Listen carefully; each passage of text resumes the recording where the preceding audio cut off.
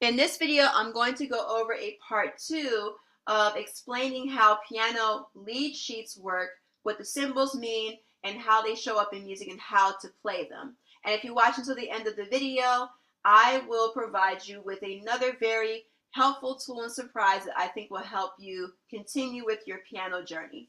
I will throw this caveat in there. Most of my tutorials are for complete beginners. So even if you're a complete beginner, you might find my other videos helpful, but I will warn you that this video is going to be for people who do already know about chords, know the basics about triads and seventh chords. So if all that is foreign to you, what I'm going to do is I will add a video link in the description box. If you want to learn piano from the very beginning, I'll provide that link to kind of get you started there.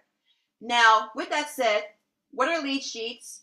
Lead sheets are those little symbols, those little letters that you see pop up either in the top of measures whenever you open the songbook and you're trying to look at a pop song or R&B song. You may see those little letters pop up with like the little, MIN, and you might see a seventh, thrown in there somewhere, and you're probably like, what in the world does all of that mean?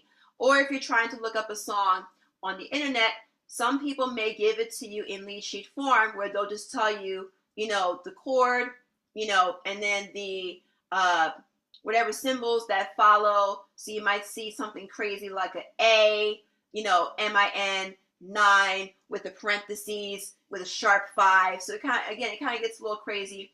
I'm not going to go into those super deep ones, but I will give you the basics that you would need to know for seventh chords. I did go over a video about lead sheets that deal with triads. That's going to be somewhere in my channel. I did post that last week. So if you want to check out that video, that is part 1. I might even post part 1 in the description box. I might just put a note to do that if you want to go back there. So today we're going to be focusing on lead sheets with regards to seventh chords. So before I get into that, you need to know the different components of a lead sheet, right? So usually the first thing that's going to show up is going to be the root of the chord, right? So whatever the root of the chord is, and I just wrote C as an example. So if it says C, then C is the root of the chord. Usually the next thing that may or may not show up, depending on the type of seventh chord that you're dealing with, is going to be the letter M or something like a U, G or a D, I, M, something like that. So it's going to be one of these 3 or 4 or 5. Will usually be the next part of the lead sheet. And then if you're dealing with a seventh chord, you will see a 7. And then from there, you will see any alterations, like you may see like a flat 5 or something like that. So usually these are like 3 or 4 components of a lead sheet seventh chord. I know you can't see all of that. I will write this up in larger writing.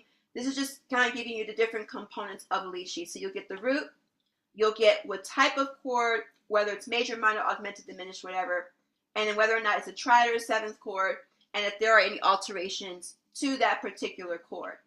So before I get into the actual definitions of what each of these mean, I do, again, if you are a complete beginner or want to brush up on some basics, I do have a free 3-step piano video that is in the description box. If you want to go from the very beginning, from naming the keys and get up to playing both hands together with chords and melodies, that 3-step video goes over all of that for free. So make sure that you, there's a link to sign up in the description box for free. So make sure that you get to that video before you leave this tutorial. So here's the thing. Again, the first part of the lead sheet, if we're dealing with seventh chords, is going to be the root, right? So if the root is C, that means we are dealing with some kind of C chord, whether it's a triad, whether it's a seventh chord. So let's say if the letter is A, that means the chord that we're dealing with is some kind of A chord where A is the root, right? Or it might say E flat, right? That means we are dealing with some kind of E flat chord, whether it's major, minor, dominant, diminished, augmented, so on and so forth. All those other details will show up in the next part of the lead sheet. So let's go over some examples here. We know, again, if you are familiar with the different types of seventh chords, there's the major, the dominant, the minor, the half diminished, the fully diminished. So we're going to go over each of those and how to tell which one appears in a lead sheet. So if you are dealing with a major seventh chord, you're going to see the root, whatever the root is, and you're going to see a capital M, or that was really big, or let me see, actually, me gonna move this over. So you'll see the root, a capital M, and a 7, or you will see the root, and then you'll see M-A-G, and the number 7. Both of these mean the same thing. They both mean that you are dealing with a C major seventh chord. Anytime something is capitalized, a symbol is capitalized like this, it's referring to either a major or augmented. If it is lowercase, it is usually referring to a minor or diminished. We'll get into that a little bit later. So again, if you see a C capital M7 or a C M-A-J 7, they are both referring to a C major seventh chord. Now, how you play the seventh chord is up to you. You can play it in root position, first inversion, second inversion, whatever inversion you want. Just make sure it stays within this confine here, or this parameter here. All right. So that is the major seventh. Now, if you are dealing with, or if you see the root, and you just see the root and the 7, that means you are dealing with, let's say, okay, in the case of C, you are dealing with a C dominant seventh chord. So for dominant, you're not going to really see like a, lowercase or capital M. It's just going to be the C and the number 7 by itself. So anytime you see a root and then the 7 next to it, it's automatically a dominant 7. And again, you can play that dominant 7th however you want. You can invert it however you want. Now, what if it is a lowercase m and then the number 7? Or you will see the root and you'll see M-I-N and the number 7. You are now dealing with what is called a C minor seventh chord. So C, E flat, G, B flat. Again, this M will be lowercase because it's minor, or it'll just type out the part of the word M-I-N 7. Still dealing with the minor seventh in both scenarios. Now, what about the half diminished seventh chord? Here's where things get really kind of interesting, because you may or may not know that sometimes you have a chord that may be referred to by 2 or more different names. So you may be naming a chord one way or another, but you'd be referring to the same exact chord. So if you see either a C with a slash through a degree sign and the number 7, or another way this might be written is a C M-I-N 7 with a flat 5. That's supposed to be a 5. Give me a second here, guys. My writing is a little off because I have been recording all day. Both of these are referring to the same exact chord. In this case, it's talking about a C half diminished seventh chord, or in this case, they'll call it a C minor seventh chord with a flat 5. So if that's a little confusing to you, again, if you know what a half diminished seventh chord is, it's going to be, well, in this case of C, it's going to be C, E flat, G flat, and B flat, right? So if we're over here, that is a half diminished seventh chord.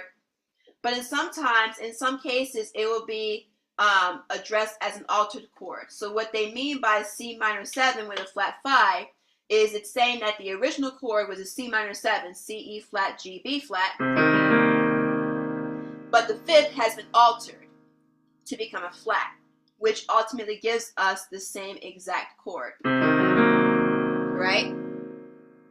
So you'll see sometimes the half diminished seventh chord, the lead sheet will either say a C with a degree sign with a slash through it with a 7, or it may say C, M-I-N 7, or lowercase m with a flat 5 in parentheses. So that is the ways in which a half diminished seventh would show up in lead sheets. The final one is going to be the root and then the degree sign and then a 7. Or it may show up as C, D, I, M, 7.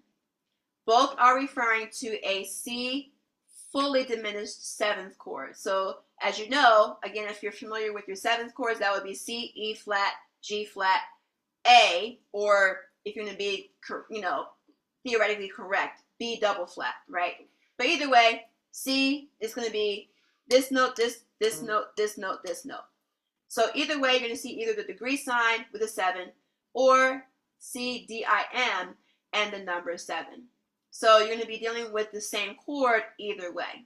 So hopefully this has cleared up some of the lead sheet confusion in terms of what each of these symbols mean. I did say I was going to provide you guys with something really special at the end of the video. I do have a video where you can go from beginner to playing piano chords in lightning speed. I will provide that video in the top right corner of this tutorial. And if this was helpful, please not only subscribe, but also turn on the notification bell, because just because you're subscribed does not mean that you will get notified whenever a new video pops up. What will happen is if you turn on the bell, it will actually send you an alert whenever I release a video, which in this case is just once a week, so you won't have to worry about me blowing up your phone.